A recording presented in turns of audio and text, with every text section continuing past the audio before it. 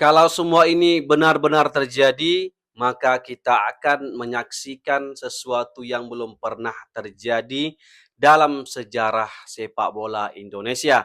Bukan sekedar mempertahankan gelar, bukan sekedar berburu juara lagi, tapi membangun sebuah dinasti.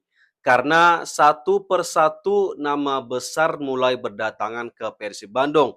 Dan semakin hari komposisi skuad Persib terlihat semakin menyeramkan. Ada Gabriel Mutombo yang datang membawa kekuatan fisik dan ketenangan di lini belakang. Lalu ada Luka Menalo yang sudah terbukti memiliki kualitas Eropa dan fleksibilitas luar biasa di lini serang. Ada nama Sunny Walsh yang menawarkan pengalaman internasional, agresivitas, dan kemampuan bermain di beberapa posisi sekaligus. Ada juga Ragnar Oratmangun yang terkenal dengan kecepatan, kemampuan duel satu lawan satu, dan keberanian menusuk pertahanan lawan.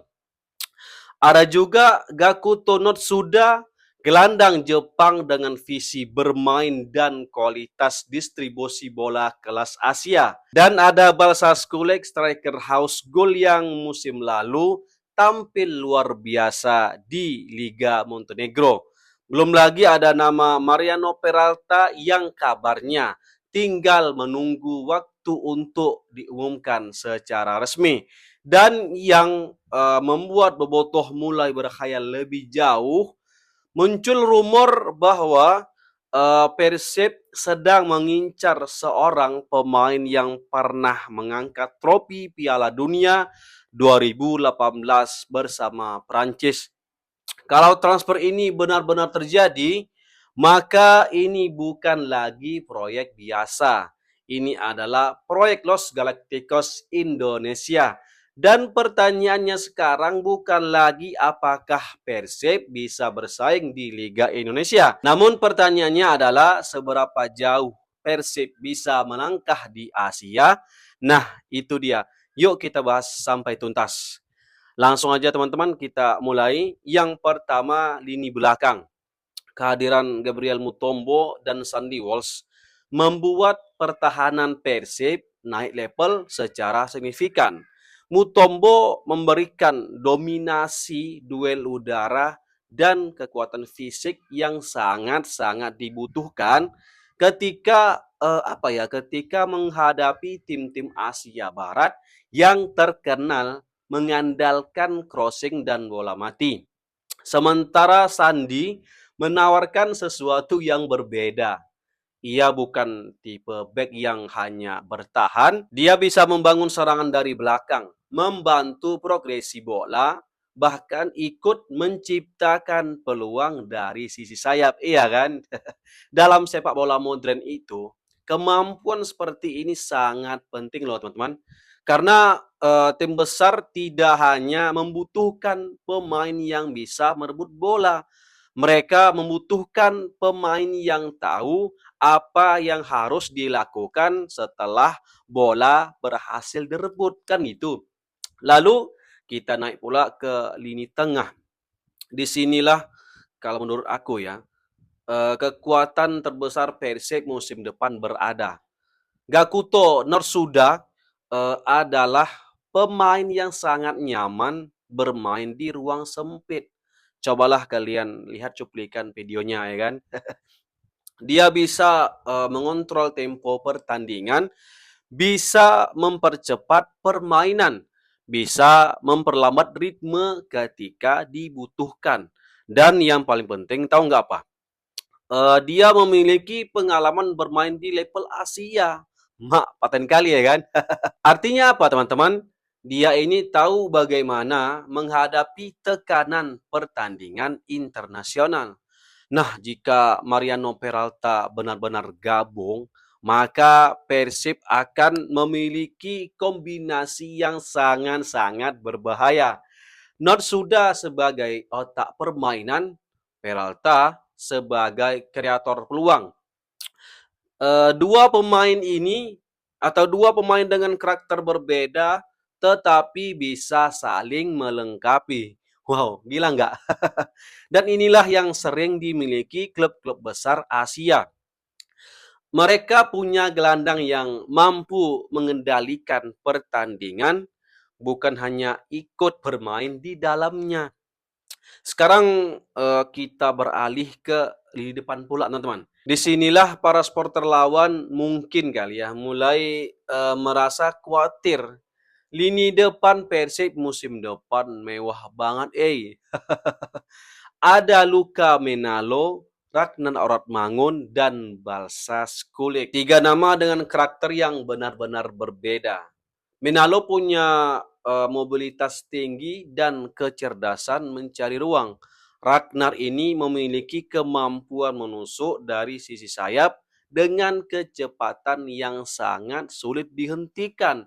Sedangkan Skulik datang dengan reputasi sebagai top skor di Liga Montenegro. Tipe striker yang mungkin hanya membutuhkan satu peluang untuk mencetak satu gol. Kalau ketiga pemain ini mampu menemukan chemistry sejak awal musim, wow, gila nggak sih? Persib bisa menjadi tim dengan lini serang paling mematikan di Indonesia. Bahkan mungkin kalau kata aku mah, menjadi atau bisa menjadi salah satu yang terbaik di Asia Tenggara. Apa enggak buat sang rival gemetaran ya kan? Lalu bagaimana dengan 4 kompetisi yang akan dihadapi pada musim depan? Nah, disinilah tantangan sebenarnya dimulai, teman-teman. Ada BRI Super League, I-League Cup, Shopee Cup hingga ACL 2. Banyak tim gagal bukan karena kualitas pemainnya kurang, tetapi karena kedalaman skuad mereka tidak cukup. Nah, itu loh teman-teman yang jadi problem. Namun Persib musim depan tampaknya ya sedang membangun sesuatu yang berbeda, ya enggak? Mereka tidak sedang membangun starting eleven yang kuat, mereka sedang membangun dua tim sekaligus. Dan inilah ciri khas klub-klub elit dunia. Ketika pemain utama beristirahat, kualitas tim tidak turun terlalu jauh, ya kan? Rotasi menjadi mungkin, cedera tidak langsung berubah menjadi suatu bencana. Jadwal padat tidak lagi menjadi alasan. Kalau semua pemain ini mampu beradaptasi dengan baik, wah, maka target Kotrick juara bukan sesuatu yang berlebihan kan gitu. Memang sulit sih, tapi kan nggak mustahil. Lalu bagaimana dengan ACL 2, Bang? Nah, ini yang paling menarik, teman-teman.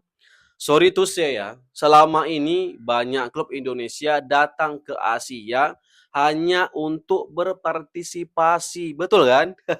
Targetnya itu sekedar apa ya? Sekedar tidak menjadi bulan-bulanan.